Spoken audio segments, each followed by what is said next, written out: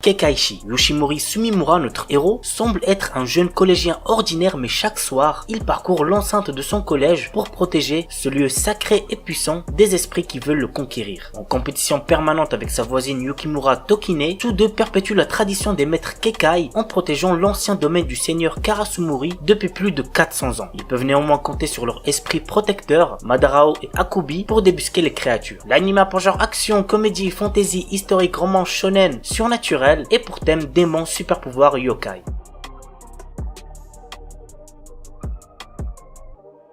On commence avec Terce to Tiara et voici le petit synopsis. Depuis plus de 1000 ans, le roi démon Araun a été scellé à l'écart du monde. Des prêtres décident de le ressusciter par un rituel dans lequel une fille nommée Rhiannon fait office de sacrifice. Le frère de Rhiannon parvient à la sauver mais ne peut empêcher la renaissance de Araun. L'anime a pour genre aventure, comédie, drame, fantasy, roman, shonen, pour thème guerre, harem et compte un total de 26 épisodes.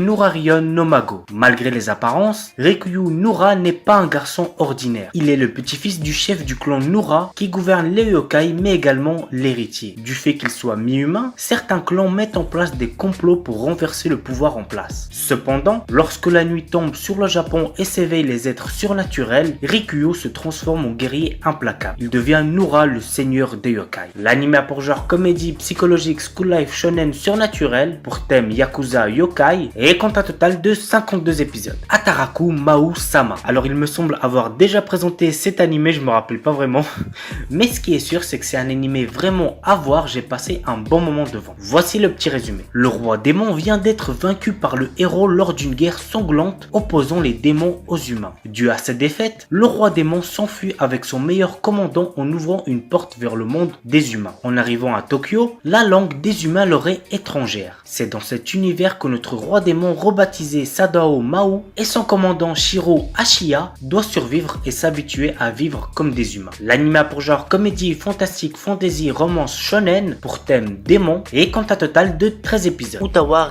Rumuno. Dans un village reculé, Hiruru et sa grande-mère recueillent un homme amnésique et grièvement blessé. Son apparition engendre une série de malheurs sur le village. La colère de l'esprit de la forêt gronde et le seigneur du royaume tombe dans le despotisme. Qui est cet homme et quelle force mystérieuse le protège? Vous savez ce qu'il vous reste à faire pour le savoir. L'anime a pour genre aventure, comédie, drame, fantasy, mystère, roman, science-fiction, shonen et pour thème gore, guerre, harem, militaire, religion.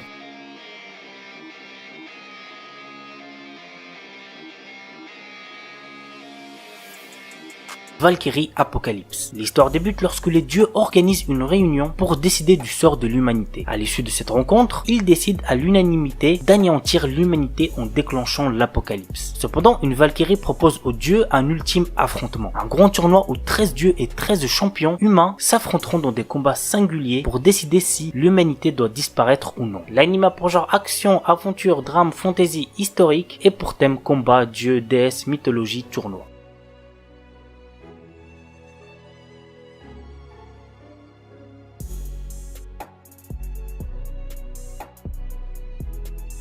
Zettai Karen Children's Unlimited. Le nombre de personnes dotées de pouvoirs extrasensoriels appelés Esper est en augmentation. Ils se retrouvent à tous les postes militaires, diplomatie, politique et dans tous les pays. Kyosuke Yubu est un ancien Esper des forces d'autodéfense du Japon au pouvoir illimité. Le bail c'est que le frérot a été trahi par le gouvernement et donc il est aujourd'hui l'un des terroristes les plus recherchés. Cependant derrière ces méthodes brutales, il sauve la vie de nombreux Espers qui sont maltraités ou abusés par les humains. Son organisation se nomme Pandra. Face à eux, l'organisation japonaise Babel qui regroupe les 3 Espers les plus puissantes du pays. L'histoire nous entraîne aux côtés de Andy Inumiya, un Esper capable d'annuler n'importe quel pouvoir. Il est envoyé pour infiltrer l'organisation et trouver un moyen de stopper définitivement Kyosuke. L'anime a pour genre action, comédie, fantastique et pour thème super pouvoir.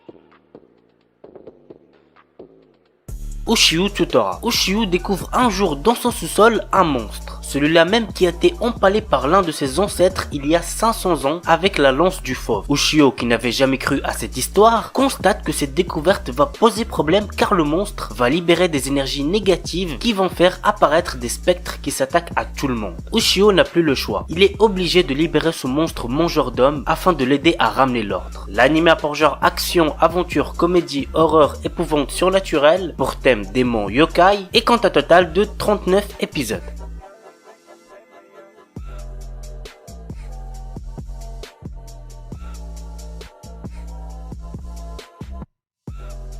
Trinity Seven. Kasuga Arata est un adolescent des plus normales qui vit avec sa cousine et amie d'enfance Hijiri. Un jour, il remarque que le soleil et la lune sont devenus noirs et qu'il est le seul à s'en rendre compte. Il rencontre alors une étrange jeune fille, Lilith, qui lui explique que ce monde a été détruit. Il vit en fait dans un monde virtuel qu'il a lui-même créé à l'aide d'un grimoire que lui a laissé sa cousine avant d'être absorbé par le soleil noir. Lilith est une élève de l'académie Magicus qui a été envoyée pour retrouver le grimoire. Menacé de mort par cette dernière, Kasuga n'a d'autre choix que de rejoindre l'académie afin d'apprendre la magie et tenter de retrouver sa cousine. L'anime a pour genre action, comédie, ecchi, fantasy, romance, school life, shonen, pour thème harem, magie, univers alternatif et compte un total de 12 épisodes.